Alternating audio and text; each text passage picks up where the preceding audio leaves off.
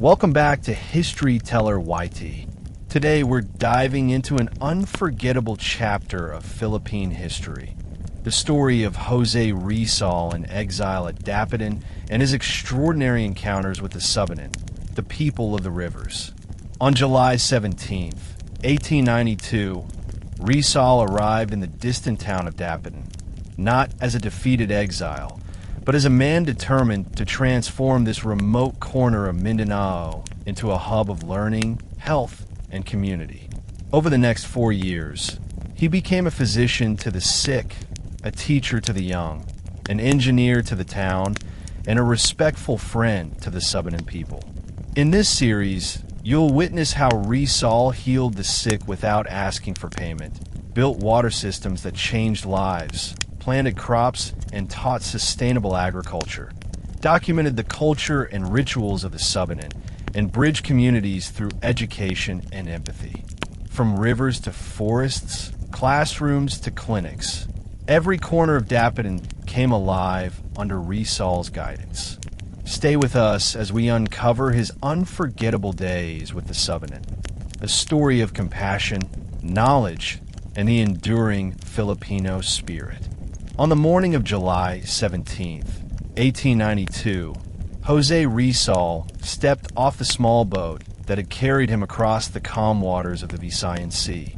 He had left Manila under duress, an exile sent to the remote town of Dapitan in Mindanao for his outspoken advocacy of reforms in the Spanish colonial government. Yet, despite the circumstances of his relocation, Rizal did not enter Dapitan as a defeated man. His spirit remained unbroken, and he saw in this quiet corner of Mindanao an opportunity to serve, to learn, and to transform. Unlike the bustling streets of Manila, where ideas often collided with politics and social conventions, Dapitan offered a slow rhythm of life that allowed him to observe the world closely, to think deeply, and to act with intention. He disembarked carrying a small bag of personal belongings, a few books, and a steadfast determination to live with purpose even in exile. The town itself was modest, a sleepy coastal settlement inhabited largely by Visayan settlers who had migrated to the Zamboanga Peninsula. The sun shone brightly over the calm bay, the air carried the scent of salt and mangrove, and the horizon stretched endlessly, promising both challenges and possibilities for the new resident of this quiet town. Dapitan was not merely a town by the sea. It was also the gateway to the upland world of the Subanen people, known as the people of the rivers. For centuries, the Subanen had lived along the valleys and hills of the Zamboanga Peninsula, their lives intertwined with the rivers that fed the land. These people were known for their deep connection with nature, their peace-loving temperament, and their complex rituals known as buklok. Unlike the visitors who came to trade or to explore, the Subanen lived in harmony with their environment, building homes from bamboo and palm, cultivating root crops and rice, and practicing customs passed down through generations. Rizal, with his keen eye for human life and culture, immediately noticed their presence.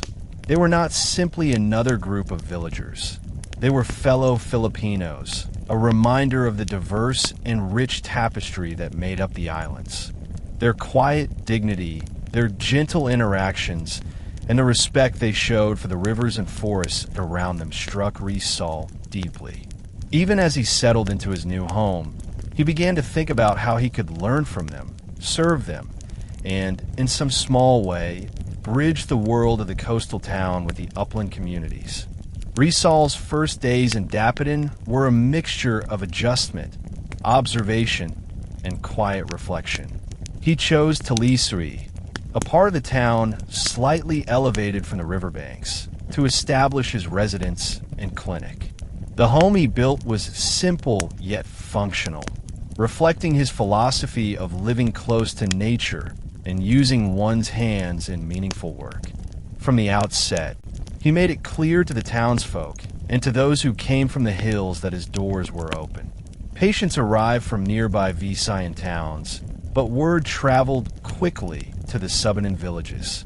People came barefoot, carrying chickens, root crops, or woven mats as payment, not because Rizal demanded them, but as a token of gratitude for his care.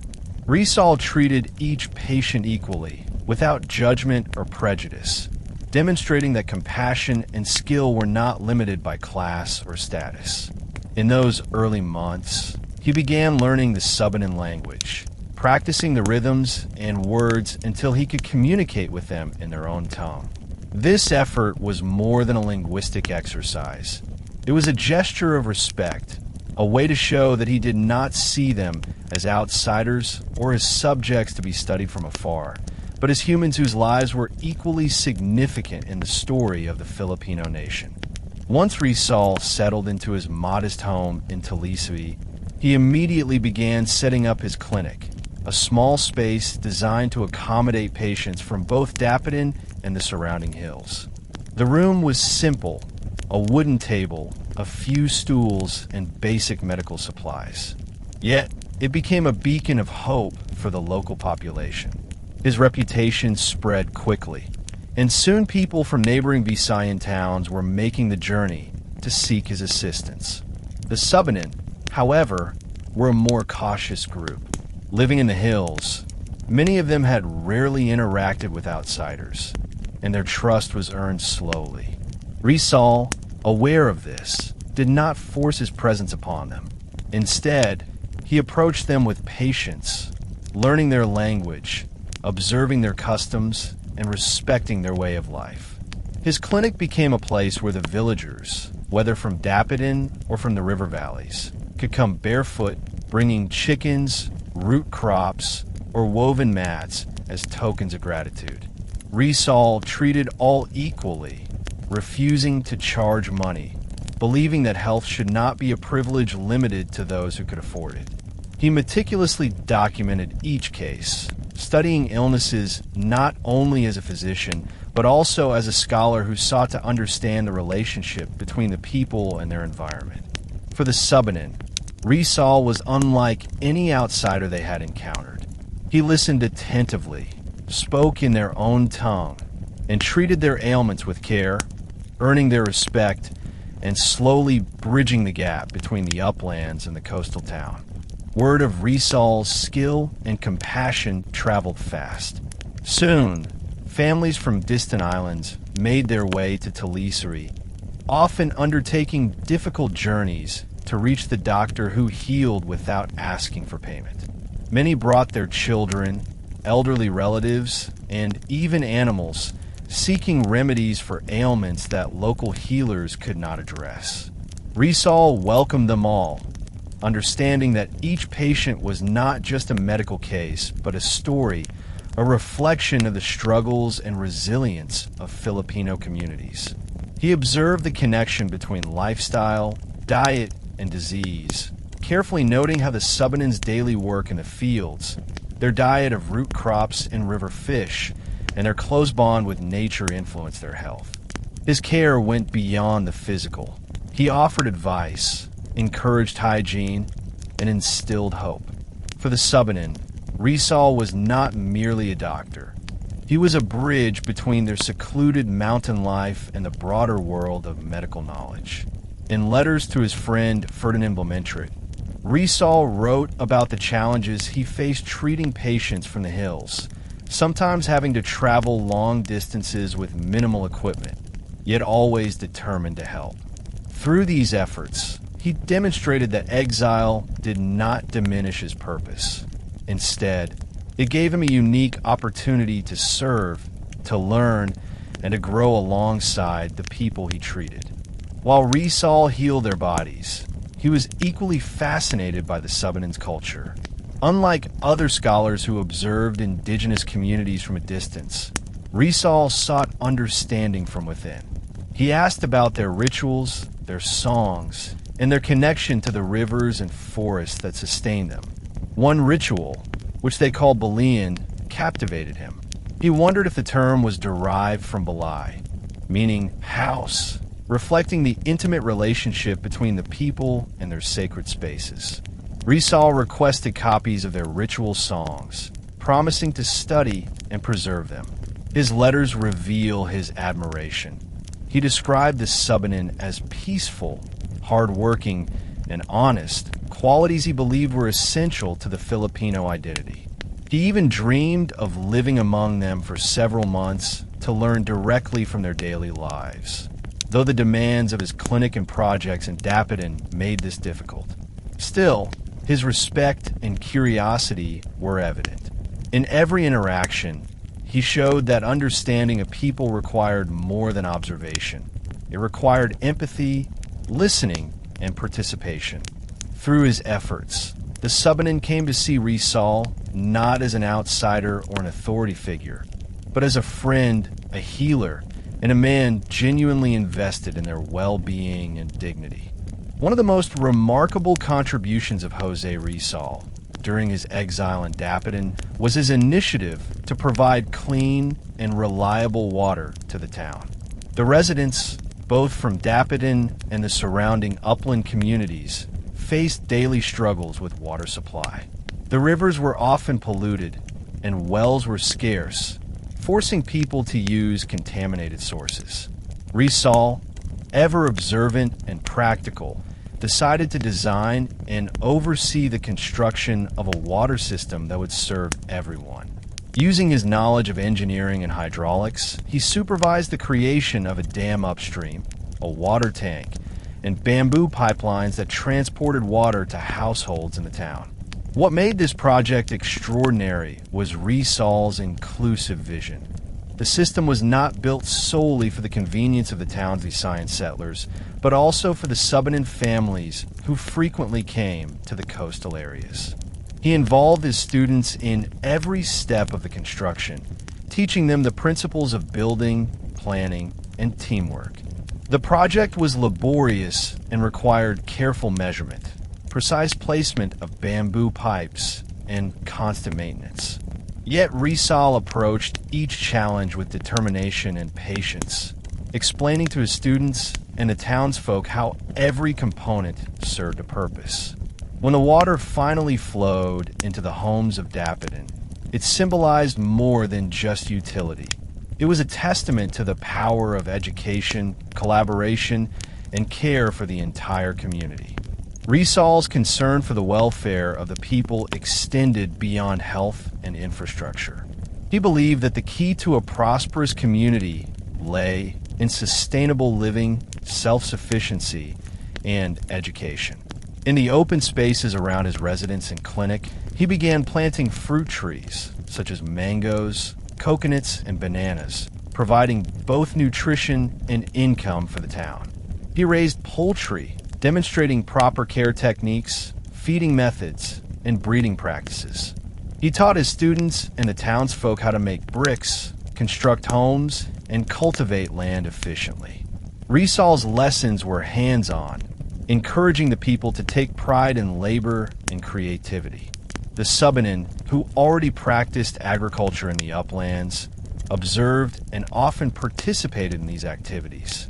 They were skilled cultivators, knowledgeable about crops, soil, and the rhythms of the seasons. Rizal admired their expertise and incorporated their knowledge into his teachings. For him, development was not a one-way effort. It was a dialogue between people, a blending of ideas, and a mutual sharing of skills. In his letters, Rizal often highlighted the dignity of labor as an essential component of national identity. Through these agricultural projects, he fostered resilience, self-reliance, and a sense of collective responsibility. Values he believed were as important as formal education or scientific knowledge. Education was perhaps Rizal's most enduring legacy in Dapitan. Beyond teaching literacy, mathematics, and science, he emphasized ethics, civic responsibility, and cultural awareness. His classroom was not confined to walls. Lessons took place in the open, among trees, near rivers, or within the spaces where people worked. The Subanen children, though fewer in number, were included in these lessons, learning not only to read and write, but also to observe, question, and appreciate their surroundings. Rizal encouraged them to share stories, songs, and rituals, believing that understanding one another's culture was integral to building a cohesive and respectful society. He meticulously recorded the Subanen Balian rituals, noting their melodies, instruments, and meanings, promising to study them in depth. The cultural exchange went beyond formal learning. He played games with the children, discussed agricultural techniques with the elders, and listened to personal stories from families. Through these interactions, the Subanen came to see Rizal not merely as a teacher or doctor, but as someone who genuinely valued their identity and heritage. His efforts demonstrated that education was not just a tool for individual advancement, but a means to strengthen communities, bridge differences, and instill a shared sense of pride and purpose among all Filipinos, regardless of origin. As José Rizal spent more time in Dapitan, his interactions with the Subanen became increasingly personal and meaningful. Initially, the river people approached him with caution. Generations of isolation from the coastal towns had instilled a sense of wariness toward outsiders. Many Subanen families had rarely seen someone from Manila or the lowlands, and even fewer had received medical treatment from a professional doctor. Rizal, aware of this historical distance, took deliberate steps to build trust. He would visit their homes along the riverbanks, bringing with him simple medicines and gentle words in Subanen, the language he was diligently learning. These visits were not hurried. He listened attentively to their concerns, asked questions about their daily lives, and offered advice in ways that respected their customs. He never demanded payment, instead accepting gifts of produce, mats, or small animals as tokens of gratitude. Through these gestures, Rizal demonstrated that he valued their dignity as much as their health. Over time, families began to invite him into their homes, allowing him glimpses into their domestic routines, their methods of farming, and the intricate ways they maintained harmony with the rivers and forests around them. What began as cautious observation gradually evolved into mutual respect and friendship, setting the stage for deeper cultural understanding. Rizal's curiosity about the Subanen extended beyond health and daily life into their spiritual practices. The Subanen were known for their Balian rituals, ceremonies that connected them to their ancestors, spirits, and the natural world. These rituals involved elaborate songs, dances, and offerings, often performed in sacred spaces within their homes or communal areas. Rizal meticulously observed these practices, recording the melodies, rhythms, and instruments used, and asking thoughtful questions about their symbolic meanings. He was fascinated by the way the Subanen integrated spirituality into their daily lives, seeing their rituals not as superstition, but as expressions of community, identity, and environmental stewardship. In letters to Ferdinand Blumentritt, he described the Subanen as ideal people, honest, peaceful, hard-working, and expressed admiration for their ability to live in balance with nature. Rizal's approach to their spiritual life was respectful and scholarly. He did not seek to change or challenge their beliefs, but to understand and preserve them. By learning their songs and customs, he aimed to bridge the gap between indigenous knowledge and the broader scientific and cultural studies he pursued, ensuring that the richness of Subanen heritage would not be lost even as the Philippines moved toward modernization. Through his interactions with the Subanen, Rizal's understanding of the Filipino identity deepened. In Manila, he had primarily engaged with the educated elite, the ilustrados, who often shaped discussions about reform and nationalism. But in Dapitan, he encountered a different facet of Filipino life, a community untouched by political intrigue, yet rich in values, resilience, and harmony with nature. The Subanen embodied qualities that Rizal admired deeply: honesty in work, peaceful coexistence, and respect for communal welfare. He reflected on how the Filipino nation could not be defined solely by urban centers or colonial influence, but also by upland tribes and river communities whose ways of life were as essential to the country's identity. Rizal's observations reinforced his belief that education, opportunity, and respect for cultural diversity were key to national development. He wrote that the Subanen were proof that Filipinos could thrive anywhere, whether in bustling cities or remote valleys, as long as they preserve integrity, hard work, and community spirit. These reflections would inform not only his writings and letters, but also his practical work in Dapitan, guiding his efforts to blend education, healthcare, and infrastructure with cultural understanding. José Rizal was not only a physician and educator, but also a passionate scientist and naturalist. During his exile in Dapitan, he undertook extensive studies of the surrounding environment, meticulously mapping the town, rivers, mountains, and forests. Rizal's maps were not merely for navigation. They were precise scientific records that reflected his interest in geography, ecology, and community planning. He walked the hills and valleys with a compass, notebook, and measuring tools, carefully recording elevations, river courses, and the distribution of flora and fauna. His work was remarkable because it combined empirical observation with practical application. These maps were later used for agricultural planning, water distribution, and urban organization in Dapitan. The Subanen played a subtle yet important role in these efforts. As lifelong inhabitants of the rivers and uplands, they shared knowledge about the terrain, seasonal patterns, and safe paths through the forests. Rizal listened intently, respecting their expertise, and often cross-verified his measurements with their guidance. This collaboration reflected his broader philosophy.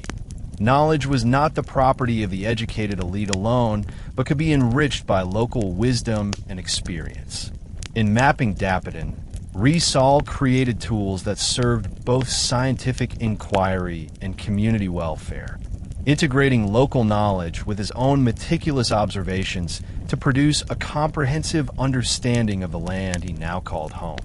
Rizal's fascination with the natural world extended to the flora and fauna of Mindanao. He collected plant specimens, documented their uses, and noted their growth patterns. Rizal's notebooks were filled with detailed sketches of trees, flowers, and agricultural crops, along with annotations on soil conditions, climate, and seasonal cycles.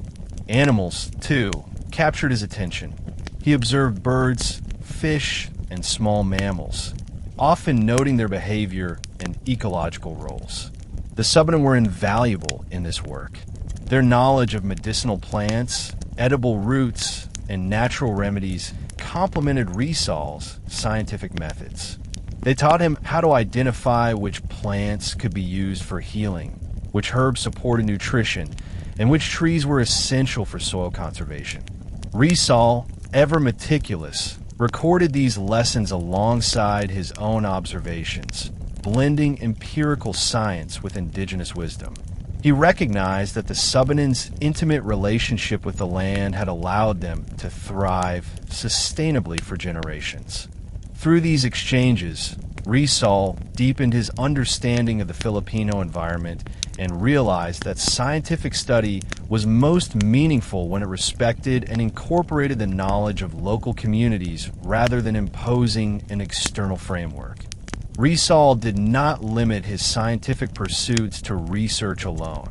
He integrated them into the practical development of Dapitan. His observations of rivers, rainfall, and soil informed the construction of the water system and the layout of agricultural plots. The planting of fruit trees and vegetables followed careful study of climate patterns and soil types, ensuring that the community would have a sustainable food supply. The Subanen, who contributed their understanding of local ecology, became partners in these initiatives. Rizal also experimented with new agricultural techniques, teaching them to both the townsfolk and the upland villagers. He demonstrated how understanding natural cycles could improve crop yields, prevent soil erosion, and maintain the balance of the ecosystem. Science, in Rizal's vision, was not an abstract pursuit, but a practical tool to improve human life while honoring the land and its original stewards. The Subanen's participation was crucial. Their practical knowledge made the scientific interventions more effective and culturally sensitive. Through this collaboration, Rizal's work in Dapitan became a model of applied science, one where research, education, and community development were inseparable, and where respect for local knowledge was as important as formal scientific methodology. Even in the quiet town of Dapitan, José Rizal's literary spirit remained alive. Far from the political upheaval of Manila, he devoted hours to writing poetry, reflecting on nature, humanity, and the Filipino experience. His poems were not merely artistic exercises. They were windows into his contemplative mind and a means of preserving the cultural and natural richness surrounding him. Many verses captured the rivers, forests, and hills he now called home, often highlighting the peaceful lives of the Subanen. Rizal's writings revealed admiration for their honesty, industry, and communal spirit, portraying them as ideal people whose simplicity and dedication were worth documenting. These poems were deeply philosophical, blending observations of daily life with meditations on identity, morality, and the potential of the Filipino nation. He often read his verses aloud to students and visitors, inviting discussion and reflection. For Rizal, poetry was a bridge. It connected the aesthetic and emotional worlds with practical knowledge, and allowed him to interpret the Subanen culture in ways that honored their experiences while communicating their value to outsiders. His literary output in Dapitan demonstrated that creativity could flourish even in exile, and that understanding a people required both the precision of observation and the nuance of artistic expression. Beyond writing, Rizal also expressed himself through art, meticulously sketching landscapes, plants, animals, and the people around him. His drawings of Dapitan's rivers, hills, and settlements were not only visually striking, but also served as anthropological documentation of a community rarely studied by outsiders. He captured the Subanen in their daily routines, working in the fields, navigating rivers in small boats, and performing ritual ceremonies. These sketches were detailed and accurate, often accompanied by annotations about practices, tools, and local customs. For Rizal, drawing was a form of scientific observation as well as an artistic pursuit. It allowed him to preserve cultural knowledge in a tangible form, providing visual records for future study and ensuring that the Subanen's way of life would not be forgotten. His artistic work extended to botanical sketches, where he meticulously illustrated plant species, labeling leaves, flowers, and roots. These drawings complemented his scientific writings, blending art and research. Through sketching, Rizal honored the Subanen, documenting their presence with dignity and care, avoiding the exoticization or stereotyping common in colonial accounts. His work in Dapitan demonstrated that art could serve as a tool for both understanding and preserving cultural identity. Rizal's artistic and literary pursuits were intertwined with his ethnographic curiosity. He meticulously studied the Subanen's language, customs, rituals, and social structures. His documentation extended beyond superficial observation. He recorded their Belian ceremonies, songs, and folklore, aiming to understand the meanings embedded in these traditions. He transcribed ritual songs, noting melodies and lyrics, and inquired about their spiritual significance, carefully respecting the boundaries of sacred knowledge. Rizal recognized that the Subanen were not a primitive or backward people, but a sophisticated community with profound understanding of their environment and heritage.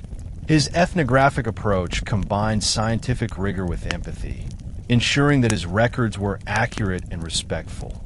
Letters to Ferdinand Blumentritt reveal Rizal's admiration and careful interpretation of Subanen culture, noting their peaceful nature, honesty, and commitment to labor. Through literary, artistic, and ethnographic work, Rizal preserved knowledge that might have otherwise been lost, creating a cultural archive that highlighted the diversity and richness of Filipino identity. His time in Dapitan thus became not only a period of exile, but also a chapter of deep cultural immersion, bridging art, science, and humanity in ways few scholars of his time could achieve. In Dapitan, José Rizal took a hands-on approach to education, transforming his home and its surroundings into an informal but highly effective school. His students were mostly children and young adults from Dapitan and surrounding towns, including those from Subanen communities who had begun to trust him. Rizal's classroom was unconventional. Lessons were held in open spaces under trees, by the river, or in small rooms where light and air encouraged observation and reflection. He believed that learning should extend beyond rote memorization. It should cultivate critical thinking, ethical values, and practical skills. Students learned reading, writing, mathematics, geography, and natural science.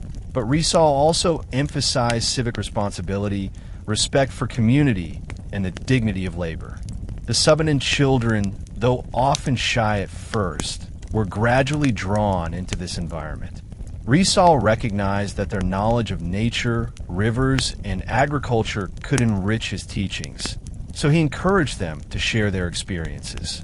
The classroom became a site of mutual learning, where urban and upland knowledge blended seamlessly. Through this approach, Rizal instilled in his students a sense of curiosity, discipline, and respect for Filipino heritage. Education was not confined to the elite. It was a shared endeavor, inclusive of all communities, bridging social and cultural divides. Rizal's mentorship extended far beyond academic lessons. He integrated practical, hands-on projects that taught skills essential for community development. Students helped construct the water system, plant and maintain agricultural plots, raise poultry, and build homes. Each project was an opportunity to learn science, engineering, and cooperation. The Subanen contributed their knowledge of the land and natural resources, offering guidance on crop rotation, irrigation, and sustainable practices. Rizal encouraged them to apply these insights to problem solving, fostering a sense of agency and pride in their abilities. Lessons were experiential. Students measured soil acidity, mapped river flow, calculated volumes for water tanks, and experimented with different planting methods. Through these activities, Rizal imparted not only technical skills, but also moral values, the dignity of work, teamwork, and respect for the environment. He emphasized that education should benefit the entire community, not just the individual. In this way, Dapitan became a living classroom where theoretical knowledge merged with practical application and where students of different cultural backgrounds, including the Subanen, learned from each other in a spirit of collaboration and mutual respect.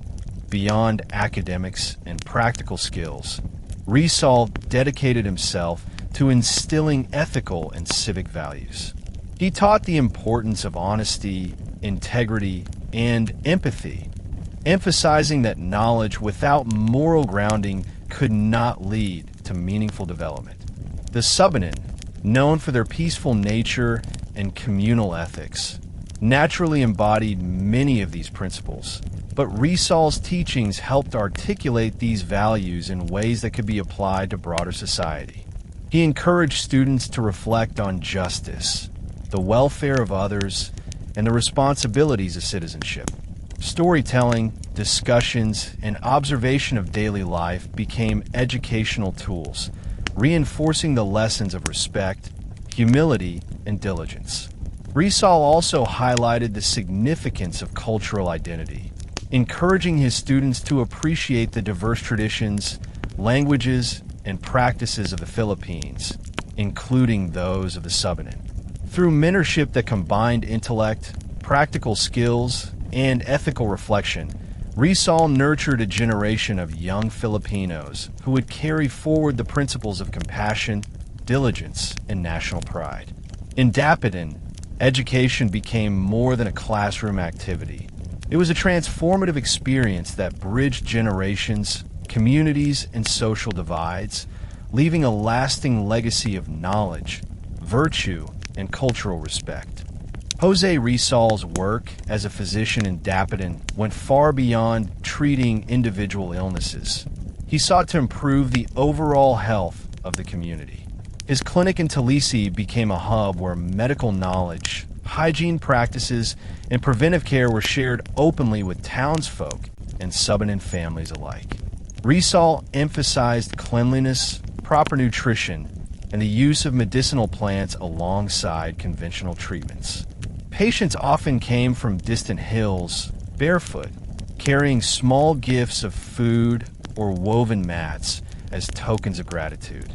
Rizal treated them with equal care, refusing to charge money, believing that health care was a universal right rather than a commodity. In addition to traditional medical tools, he incorporated the knowledge of the Subanen into his treatments. He learned which plants served as antiseptics, which roots could alleviate digestive issues, and which herbs supported general wellness. This blending of Western medicine and indigenous knowledge allowed Rizal to create effective, context-specific treatments that resonated with the community. His clinic became a place where education and healthcare intersected, empowering patients with knowledge about their own bodies and well-being. Through his work, Rizal demonstrated that medicine was not merely a profession, but a moral calling, a way to serve humanity while respecting cultural traditions and local wisdom. Rizal recognized that individual medical care alone could not address broader health challenges. Epidemics and preventable illnesses require collective action, public awareness, and systemic solutions. To this end, he initiated public health campaigns in Dapitan, educating families about clean water, waste management, and personal hygiene. The construction of the water system, supervised by Rizal, exemplified this holistic approach. By ensuring access to clean water, he prevented waterborne diseases and improved sanitation for both townsfolk and the Subanen visiting from the hills. Rizal also taught about the importance of nutrition, encouraging the consumption of locally available fruits, vegetables, and protein sources, often incorporating knowledge shared by Subanen elders about edible and medicinal plants. Educational sessions were held in open spaces, often near the river or under trees, making learning accessible and engaging. These initiatives empowered the community to take charge of their health, turning preventive measures into a shared responsibility. Rizal's approach demonstrated foresight. He understood that improving public health required combining scientific understanding, cultural sensitivity, and community participation, ensuring sustainable health outcomes for generations to come. Throughout his medical practice, Rizal was acutely aware of the need to respect the Subanen's cultural norms and practices. Many traditional rituals and remedies held spiritual significance, and Rizal approached them with curiosity and care rather than skepticism. When treating patients, he inquired about their customs, listening carefully to understand their perspectives on health and disease. He sometimes integrated traditional methods with Western medicine, ensuring that treatments were effective yet culturally acceptable. This approach built trust between the Subanen and Rizal, encouraging them to seek medical care without feeling that their identity or beliefs were being undermined. In his letters, he expressed admiration for their discipline, honesty, and the way they maintained harmony with the environment, linking these qualities to their overall health and resilience. By bridging science and culture, Rizal's work in Dapitan exemplified holistic healthcare, where medicine, education, and respect for tradition coexisted seamlessly. The Subanen's confidence in him grew, and through his care, Rizal became more than a physician.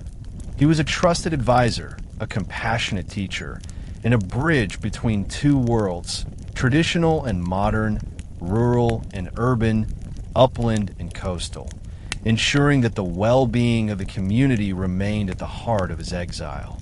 José Rizal understood that the Subanen elders were living repositories of wisdom, custodians of a culture shaped over centuries along the rivers and hills of Mindanao. Early in his exile, he made deliberate efforts to engage with them personally, seeking to understand their perspectives on life, nature, and community. The elders shared knowledge that spanned practical survival skills, agricultural practices, medicinal uses of plants, and spiritual guidance. Rizal approached these conversations with humility and curiosity, recording details meticulously in his notebooks. He asked about the seasonal cycles, the best times for planting, and how to interpret changes in river currents or weather patterns. Through these interactions, he realized that the elders' knowledge was empirical, tested by generations, and rooted in careful observation of the environment. More than practical skills, the elders shared ethical principles, emphasizing honesty, respect for others, and communal cooperation. Rizal saw in their words a moral framework that complemented his own beliefs in education, civic duty, and the pursuit of national progress. The elders' wisdom informed both his personal reflections and his broader understanding of Filipino identity, highlighting that cultural knowledge and ethical living could coexist with scientific inquiry and education. One of Rizal's most significant contributions during his time in Dapitan was his effort to preserve the oral histories of the Subanen. These histories, passed down through generations, contain stories of migration, river settlements, ancestral spirits, and community heroes.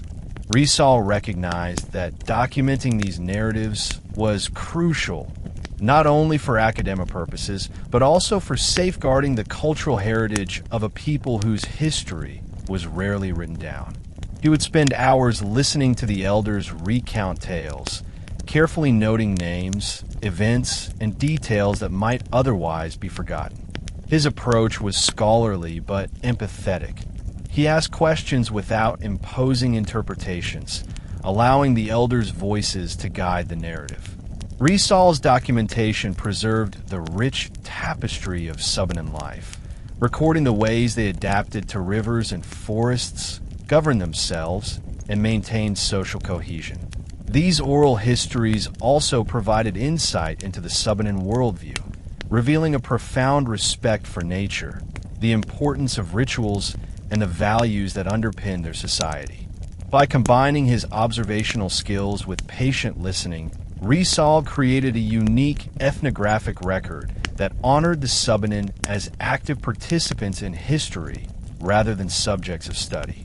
Rizal's fascination with the Subanen extended to their musical and ritualistic expressions, which he believed reflected the soul of the community.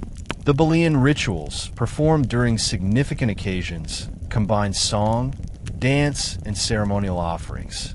The melodies and rhythms carried meanings about ancestry, nature, and morality. Rizal, ever the linguist and ethnographer, requested to transcribe these songs, capturing both lyrics and musical patterns. He studied the symbolism behind each movement, instrument, and verse, often asking elders to explain the context and significance of each ritual.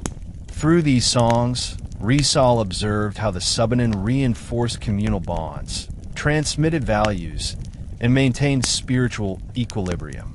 He was careful to approach these practices respectfully, ensuring that his documentation did not infringe upon sacred traditions.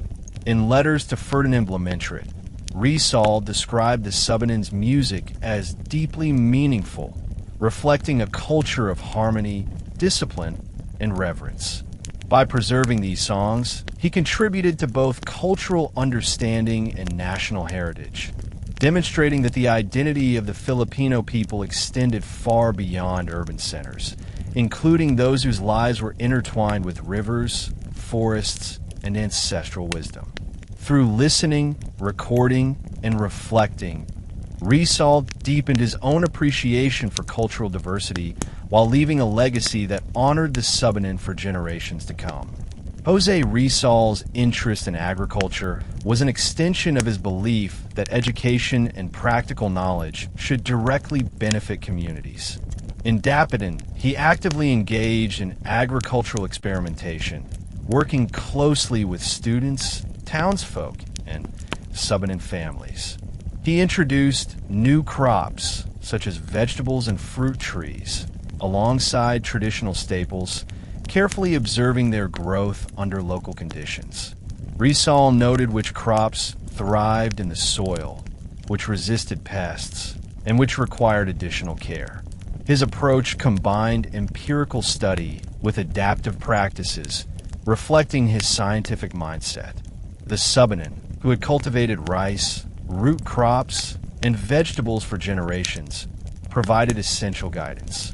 They taught Rizal about soil preparation, irrigation techniques, and the best planting seasons.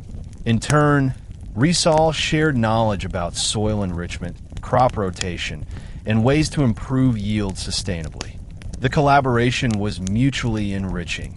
The Subanen's deep understanding of local ecology complemented Rizal's structured experiments, creating a model of agricultural innovation that was both practical and respectful of existing traditions. These experiments were not isolated exercises. They had direct applications in improving food security, nutrition, and the economic resilience of the Dapitan community. Rizal's agricultural initiatives were guided by a principle of sustainability. He recognized that improper land use, deforestation, and over-farming could threaten both human and environmental health. Observing the Subanen's harmonious relationship with nature, he adopted practices that conserved soil and water, minimized erosion, and ensured long-term productivity. For instance, he recommended alternating crops and maintaining riverbank vegetation to stabilize the soil. Fruit trees, including coconuts, mangoes, and bananas, were planted strategically to provide shade, retain moisture, and produce nutritious food. Poultry and small livestock were raised in ways that integrated with gardens and fields, reducing waste and enriching the soil naturally. Rizal also involved students and local families in maintaining these systems, emphasizing the value of collective responsibility and careful stewardship. The Subanen, whose practices already reflected centuries of ecological knowledge, often led demonstrations teaching younger generations about sustainable planting, water conservation, and natural pest control. Through these collaborative efforts, Rizal's vision extended beyond temporary solutions. He aimed to cultivate a community that could thrive indefinitely, balancing human needs with respect for the land. For Rizal, agriculture was also an educational tool. He believed that practical skills were as important as formal education, and he used farming to teach scientific principles, ethics, and problem solving. Students measured plots, tested soil quality, recorded rainfall, and observed plant growth, learning about biology, chemistry, and environmental science through hands-on experience. The Subanen children and youth participated enthusiastically, blending their inherited knowledge with Rizal's structure experiments. Beyond technical lessons, agriculture became a means to instill discipline, patience, and pride in work. Rizal often emphasized that the dignity of labor was a core component of personal and national development. The projects also reinforced community cohesion. Families worked together, shared harvests, and celebrated successes collectively. In this way, agriculture in Dapitan was not merely a source of food. It became a living classroom where scientific inquiry, cultural exchange, and moral education converged. Rizal's approach left a lasting impression, demonstrating that sustainable practices, when combined with respect for indigenous knowledge and inclusive education, could empower communities and strengthen their resilience in a rapidly changing world. José Rizal's exile in Dapitan provided him with the opportunity to apply his knowledge of engineering to practical community development. Observing the town's limited infrastructure, he envisioned structures that could enhance daily life and support public health. His designs ranged from functional water systems to dwellings, brick-making facilities, and even small bridges to connect riverbanks. Each project began with careful observation and planning. Rizal measured distances, studied soil types, and considered the flow of water, wind, and sunlight. Students and townsfolk participated actively in these stages, learning principles of physics, geometry, and construction in a hands-on environment. The Subanen contributed their traditional knowledge of the terrain, river behavior, and natural materials. They suggested locations for bamboo pipelines to prevent erosion, identified optimal sites for bridges, and guided excavation efforts to avoid damaging sacred or ecologically sensitive areas. Rizal's engineering was thus not imposed from above, but developed in collaboration with local wisdom. This combination of scientific knowledge, practical skills, and cultural sensitivity ensured that each structure was both functional and harmonious with its surroundings, reflecting Rizal's belief that development should respect people and nature alike. Perhaps the most significant engineering feat of Rizal's Dapitan period was the construction of the water system. Understanding the health risks posed by contaminated rivers, he designed a system that transported clean water from a spring upstream to homes throughout the town. The project required meticulous planning. He calculated the volume of water needed, designed bamboo pipelines, built storage tanks, and supervised the construction of a small dam to regulate flow. Subanen families often assisted in carrying materials and guiding workers through difficult terrain. Rizal taught students about pressure, elevation, and gravity's role in water movement, turning the construction site into a living classroom. Beyond technical instruction, he emphasized the importance of water as a communal resource, linking it to hygiene, nutrition, and public health. When a system was completed, it transformed daily life in Dapitan, improving sanitation, reducing disease, and providing reliable access to clean water. The project also left a lasting legacy. Students who had participated in its construction went on to apply these skills in their own communities, spreading Rizal's vision of practical, inclusive, and sustainable infrastructure. Rizal also introduced brick-making to Dapitan, teaching townsfolk and students how to produce durable materials from local clay. The process involved extracting clay, mixing it with sand and water, molding bricks, and firing them in kilns he helped construct. This knowledge allowed the community to build more permanent structures, including houses, schools, and storage facilities. Subanen labor and expertise proved invaluable. Their experience with bamboo, wood, and natural materials complemented Rizal's technical approach, enabling the creation of hybrid methods that blended traditional craftsmanship with modern engineering. Beyond the physical construction, Rizal's involvement emphasized ethical and social lessons. He encouraged teamwork, precision, patience, and pride in one's labor. Students learned that engineering was not simply about building structures, but about improving lives, fostering community, and respecting the environment. These projects reinforced his broader philosophy that education, science, and practical labor should converge to create a society that was both enlightened and self-reliant. Through these engineering endeavors, Rizal demonstrated that exile did not limit his contributions. Rather, it allowed him to shape a community that reflected his ideals of knowledge, service, and respect for all peoples, including the Subanen. In Dapitan, José Rizal not only focused on education, medicine, and infrastructure, but also recognized the importance of social cohesion and cultural celebration. He actively participated in local festivities, observing and sometimes contributing to the communal life of both Visayan settlers and the Subanen. Town fiestas, religious ceremonies, and market gatherings became opportunities to study local customs, share knowledge, and strengthen bonds between communities. Rizal encouraged students to participate, learn etiquette, and appreciate the values embedded in these events. He was particularly attentive to the Subanen, who often attended with their families, bringing unique offerings and performing traditional songs and dances. Rizal noted how their rituals reinforced communal identity, teaching respect, cooperation, and the cyclical understanding of nature. By engaging in these celebrations, he demonstrated that social life was not merely recreation, but an avenue for education, cultural preservation, and community solidarity. His presence encouraged mutual respect between Visayan townsfolk and Subanen visitors, fostering an environment where diverse traditions could coexist, be appreciated, and influence one another positively.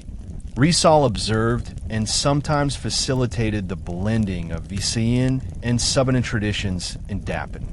Markets, communal workdays, and festivals became settings where these two cultural groups interacted, exchanged skills, and shared stories. The Subanen contributed traditional songs, dances, and knowledge of local plants and rivers, while Visayan settlers shared their own agricultural techniques, language, and culinary practices.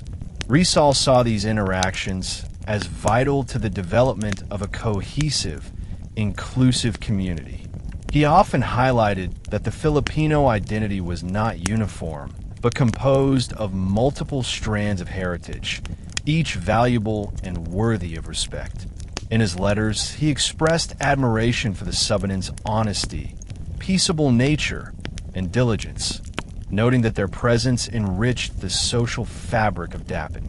By documenting these exchanges and encouraging inclusive participation, Rizal modeled a vision of nationhood that celebrated diversity while promoting unity.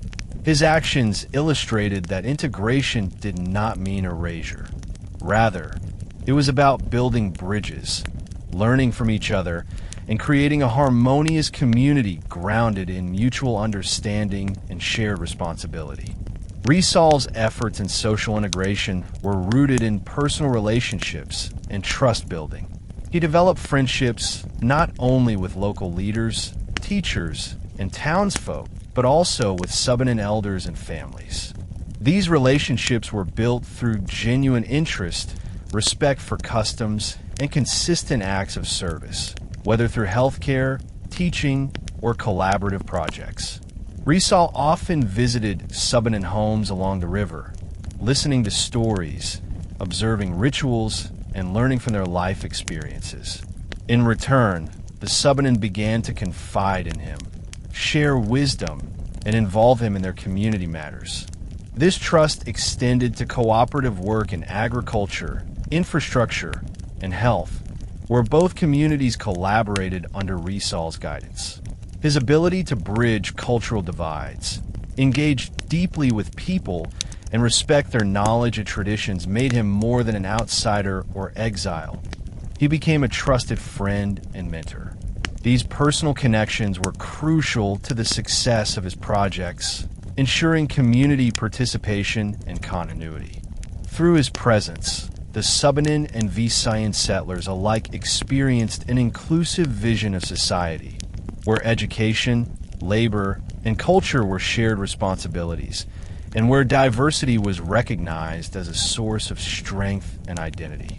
During his exile in Dapitan, José Rizal maintained a rich correspondence with Ferdinand Blumentritt, his close friend and confidant in Europe. These letters served as both personal reflections and detailed scientific reports, documenting Rizal's observations of the environment, people, and cultural practices of Mindanao.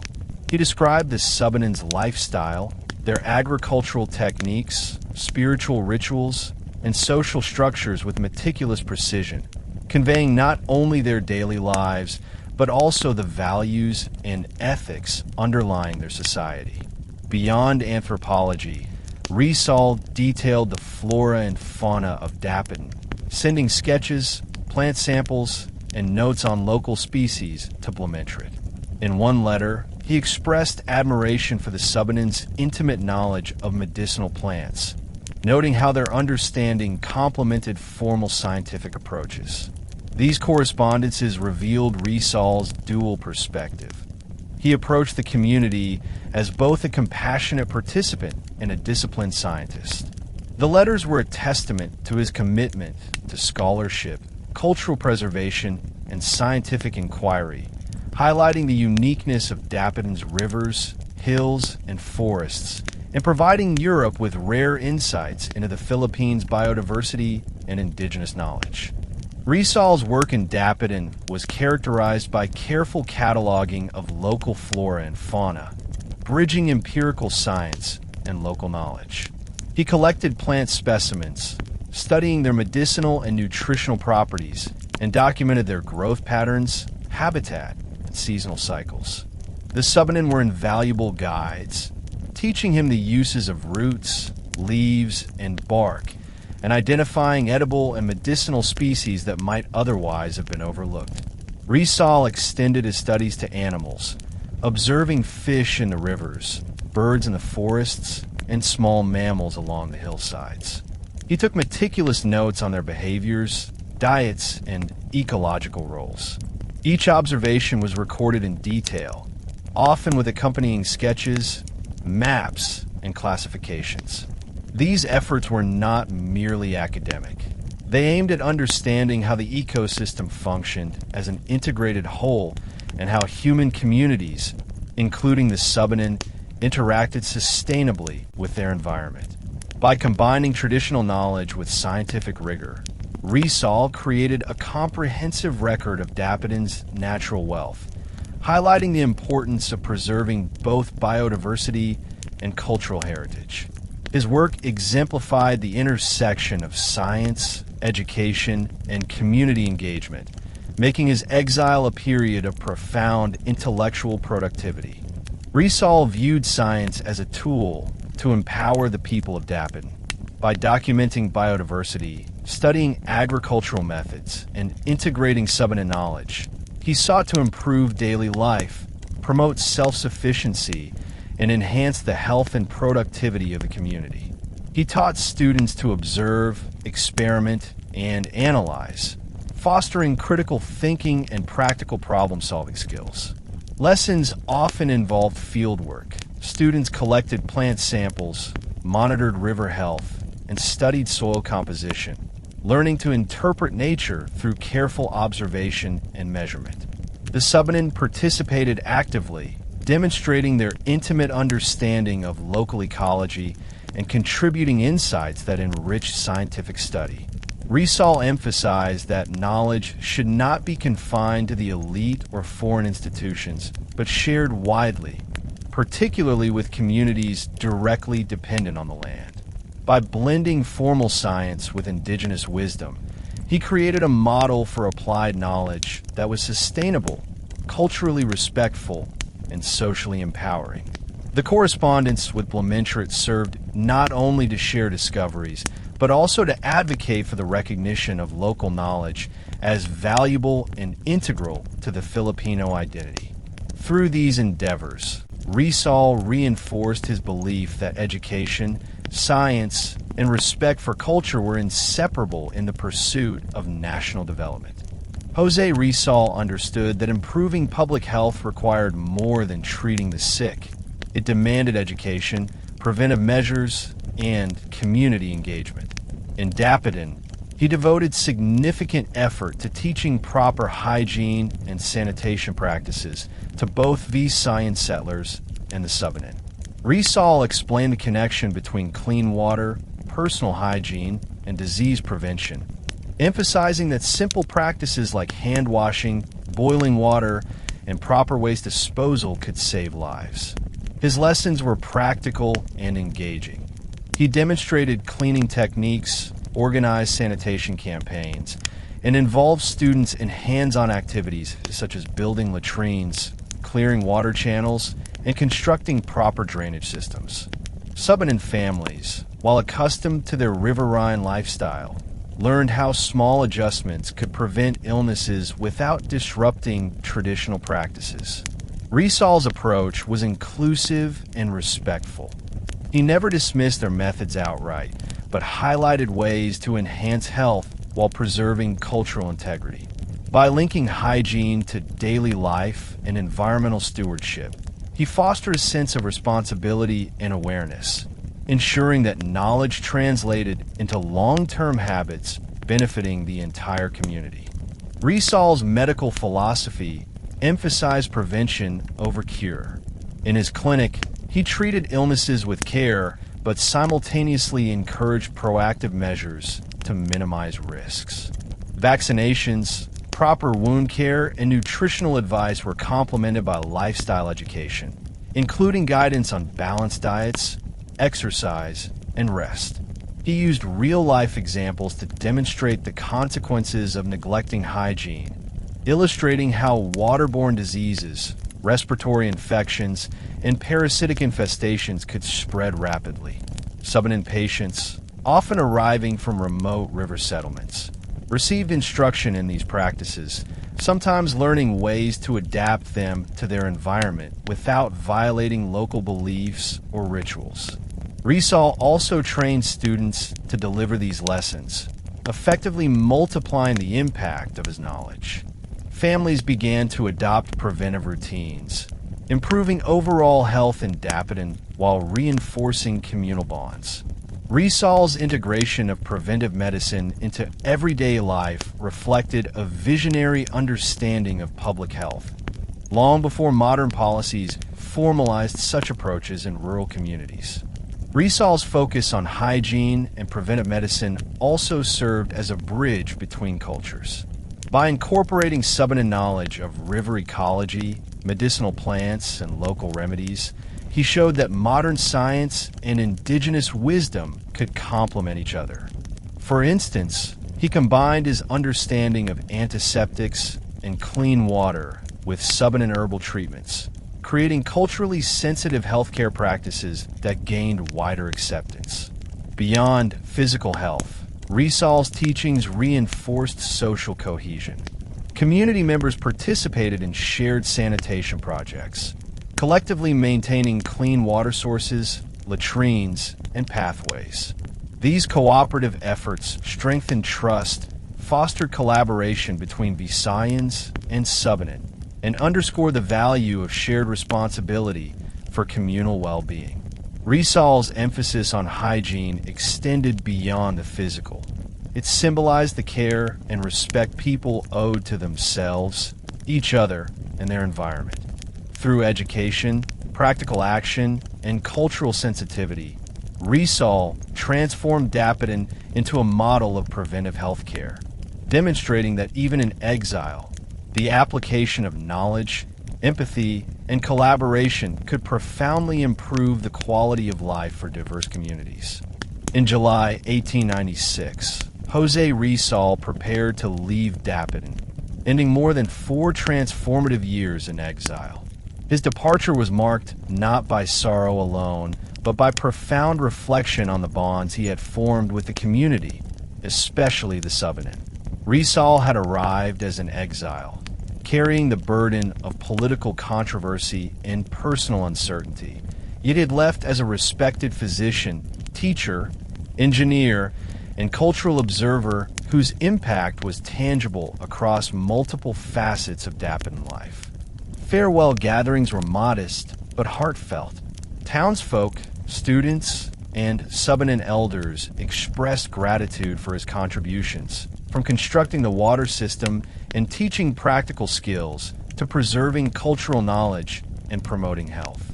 Subanen families, who had initially regarded Rizal with cautious curiosity, now saw him as a trusted friend who had respected their customs, learned their language, and valued their traditions. He received small tokens of appreciation, woven mats, baskets of produce, and simple gifts of fruit, gestures that reflected deep respect rather than material wealth.